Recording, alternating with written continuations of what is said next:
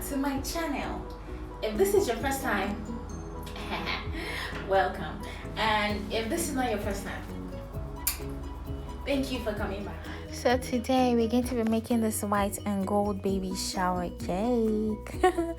So I already torted my cake and covered it in fondant. So I'm going to show you how I get my sharp edges. If you notice what I'm doing, I put a cake board on top of the cake and turned it upside down. Like you have to put a flat cake board and turn it upside down, and then move the fondant with a smoother towards the cake board underneath it. Do you understand? And then smoothing it around the cake board. See what I'm doing? I'm moving the fondant downward. That way your fondant meets at that point and it makes it really smooth, and the edges will be really sharp and stuff. So then you can turn it back in the right position once you're done with that, and it's smoothing everything all together. Okay, so now what I'm doing is I'm smoothing the sides of the cake, because that is a very important step. You want every part of your cake to be smooth. That way at the end of the day you get a finish, a nice perfect finish on your fondant cake. So now I'm going to cover the board.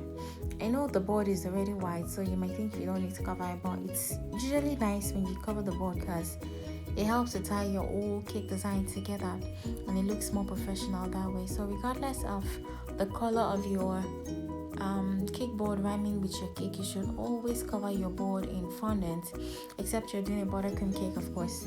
So right now I'm going to cover the board, and then I'm going to apply the ribbons I usually use.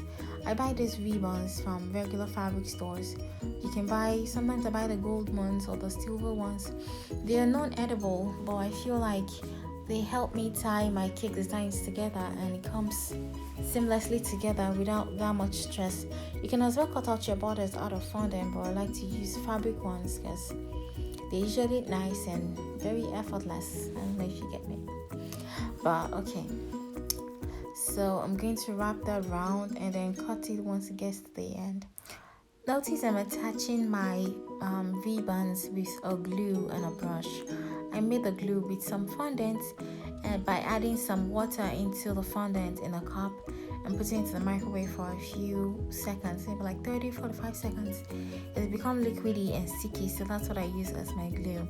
You can as well buy glue from the regular stores, but why buy when you can make yours yourself? Add some water to fondant and then use your brush to stay together and you have glue. So right now we're about to make the baby shoe. I already made the first one, so we're going to make the second pair. Notice I already cut out the sole of the second pair in the shape of a baby shoe. Just try to make it the same size as much as possible, and then you should cut out the parts where you're going to lay over that sole to make a baby shoe. I don't know if you get, just look at what I'm doing and you understand what I mean. I already cut out the sole, so now we're going to arrange this part on top of the sole and then glue it with the glue I told you how to make. So once you glue that, cut it with the scissors, and make sure when you're using a kitchen scissors, you use that scissors for just kitchen stuff. You don't use it for your hair or for other regular stuff, because you know you need to be hygienic. It's people's food.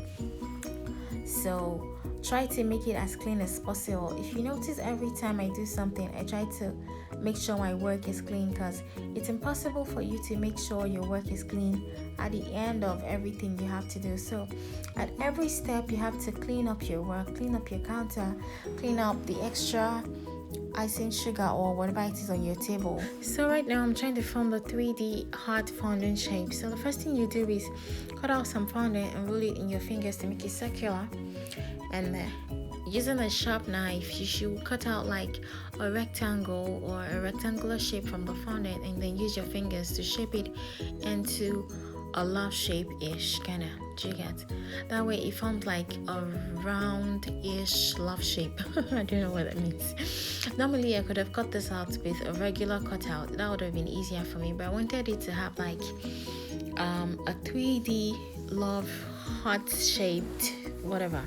Do you get me? So that's why we're doing this, and it looks nicer and more realistic. So right now I'm trying to form the bow. I don't understand how the footage for forming the bow disappeared, but it did. And so we have to go on. So now guys, I'm just attaching all the decorations I already made to my cake.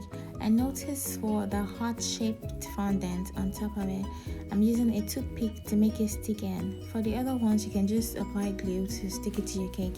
You don't have to use a toothpick, but if you want it to stand upright, you have to use a toothpick or maybe a skewer to make it stand upright on top of your cake, because that was the effect I was trying to achieve.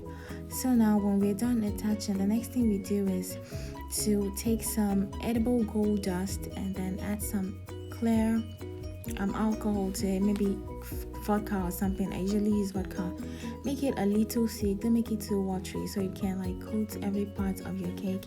Then we are going to paint with a smooth paintbrush. And when you're painting, make sure you're painting in like short strokes, that way you get better coating on your painted material.